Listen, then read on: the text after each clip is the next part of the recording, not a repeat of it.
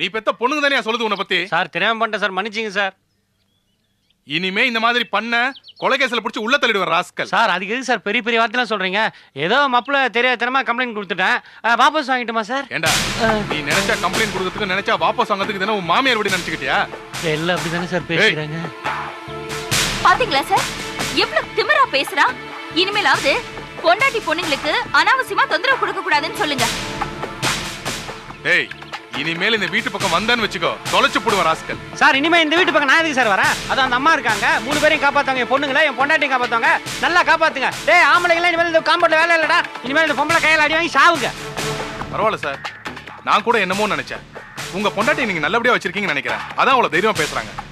உங்களுக்கு ஏதாவது பிரச்சனை வந்தா என்கிட்ட நேரடியா வந்து சொல்லுங்க, எதுவா இருந்தாலும் நான் பாத்துக்கிறேன். வரட்டுங்களா?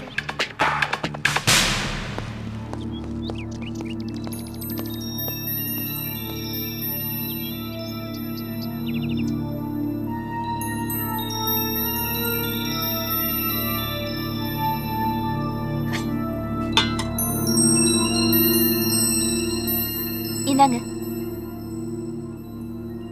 என்னங்க அப்படி பாக்குறீங்க? என்னங்க நீங்க என்ன இந்த மாதிரி முன்னாடி பார்த்தது இல்லையே. நீயும் இது வரைக்கும் இந்த மாதிரி நடந்துகிட்டது இல்லையே. எப்படி சரோ திடீர்னு உனக்கு இவ்வளவு தைரியம்? ஏதோ சந்தர்ப்பம் சூழ்நிலை. அப்படி இல்ல, நீ கிராமத்துல வளர்ந்தவ, இந்த போலீஸ் இந்த சமாச்சாரம் எல்லாம் உனக்கு தெரியாது. இருந்தாலும் இவ்வளவு தைரியம் எப்படி உனக்கு? இது உன்னோட இயற்கையான சுபாவம் மாதிரி தெரியலையே.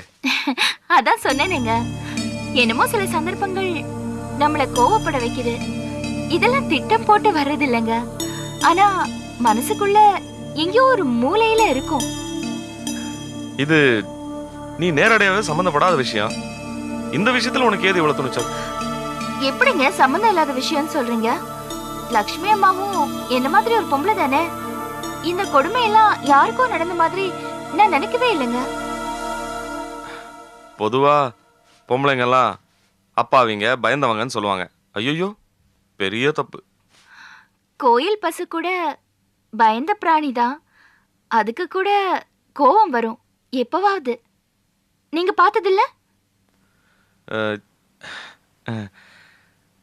சரோ இந்த சட்டை நானே மாட்டிக்கிறேன். என்னங்க என்னங்க? ஐயோ